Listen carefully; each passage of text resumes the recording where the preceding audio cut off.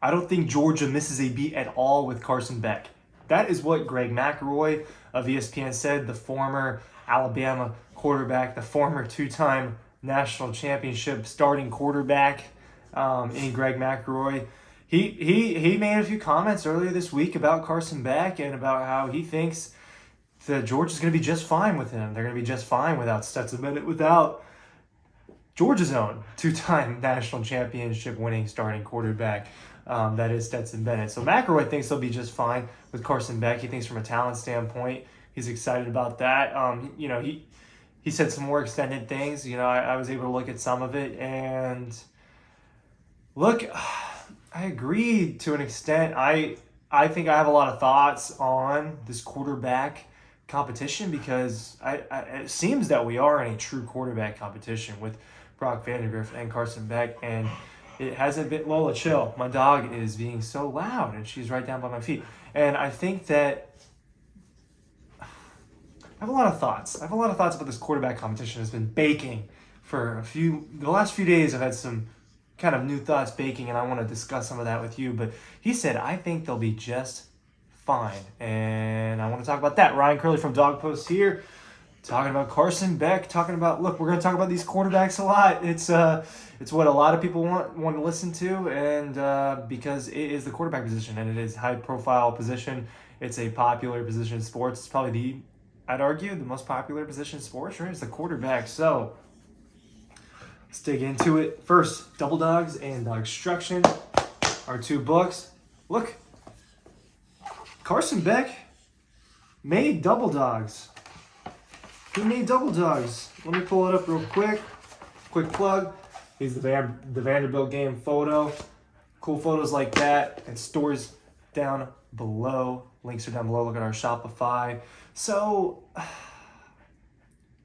Carson comes in 2020, right? He arrives at Georgia in 2020, and he's got to deal with Stetson's there, DeJuan Mathis is there, JT Daniels is there, Jamie Newman's there. There's a lot going on in 2020. Jamie Newman backs out, JT Daniels not healthy. DeJuan Mathis all of a sudden is starting in Fayetteville, Arkansas. And it doesn't go well, right? And Stetson comes in, and that's, a major point in the Stetson Bennett story is what happened in 2020. And Carson just kind of sits behind the whole year. JT finally comes in, and then he is kind of presumed to be the second string quarterback in 2021 behind JT Daniels. And everyone thinks he's going to start against UAB when it was when JT was out, right at the beginning. I believe that was when his lat was messed up. And so everyone thinks Carson's going to be the starting quarterback against UAB, and Stetson is, and Stetson has one of the best games ever by a Georgia quarterback with the 5 touchdown passes in the first half. I think over 200 yards, an insane completion percentage, and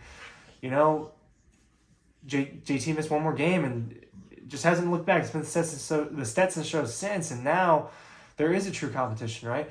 I've kind of worked under the assumption that it was just kind of going to get handed off to Carson Beck here in 2023, and I was wrong because Brock Vandagriff is fighting for that job, right? He's repping with the ones. We hear things about, Carson maybe didn't play as well as Brock during the scrimmage, according to some. But Brock's making a push for this thing. This is a real competition. Gunnar Stockton working with the 2s and the 3s for spring. And I really do think it'll be Carson Beck. But here are my new thoughts. I think if you're Kirby Smart, I know I'm laying back for this. I think if you're Kirby, you have to have at least a little bit of a competition, right? And you got to see what you have in the other guys, not just Carson. Handing the keys to Carson probably is just a mistake. So let there be a competition. Now, if Brock's pushing him that hard, does that mean Georgia's quarterback room's just really deep? Is it that Carson just can't separate himself? He's never been able to separate himself at Georgia. I think it's something to think about. It's something that I've thought about a lot is, well, Stetson was the guy. He was their starting quarterback, and people complain, oh, there's always more talented people behind him. Well, you think Kirby and Munkin and them were really going to just put Stetson out there if they didn't think he was the best guy out there? Bullcrap. I'm not going to cuss on this. Bullcrap, right? Like, Stetson was the best option, and that's why they chose him. So if Carson's not the best option, he's not going to get thrown out there as the starter. It'll be Brock Vandergriff or Gunnar Stockton. And I do think that with any of those guys, you can succeed. I think that all of them are very talented. I do think Carson has the best arm. I do. I think Carson has the best arm. I want to throw this out there before people come up with it on their own. I think that in a way, Carson Beck reminds me a little bit of Matt Ryan. I think their frame is identical almost, right? It's like 6'4", 215, 216 range. Very similar frames, tall quarterbacks, crisp arms. You know, they're not going to throw it 85 yards. They're not going to run for anything fancy, but just, kind of rifles it, gets the job done. I think Carson Beck reminds me a little bit more of Matt Ryan. Brock Vanderdrift can move around better.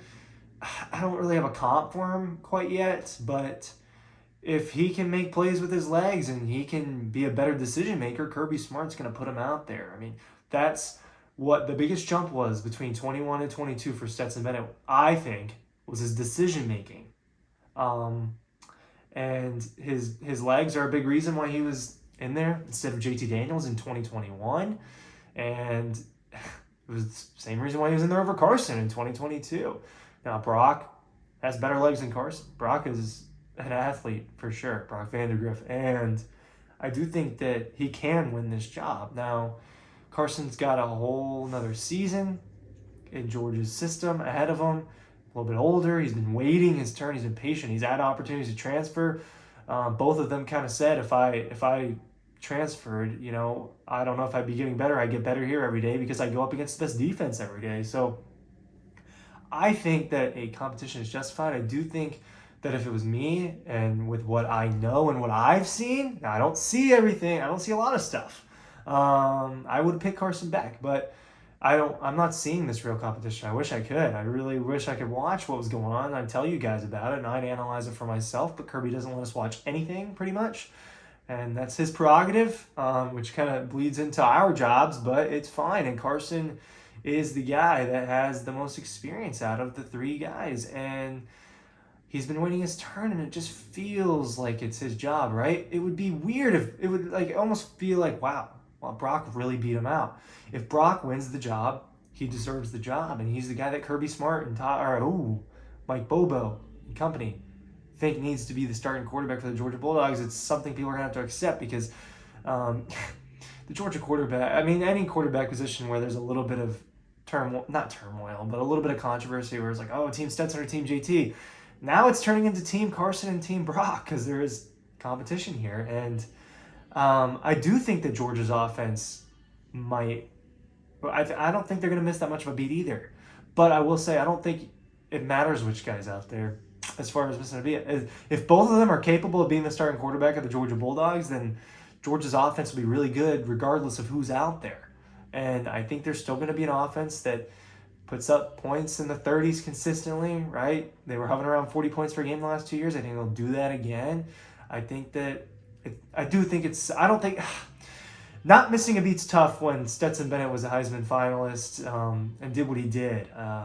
Certainly on the Georgia Mount Rushmore, potentially the best Georgia player ever. Obviously not from a talent standpoint, but from an accolade standpoint, Stetson Bennett would be that guy.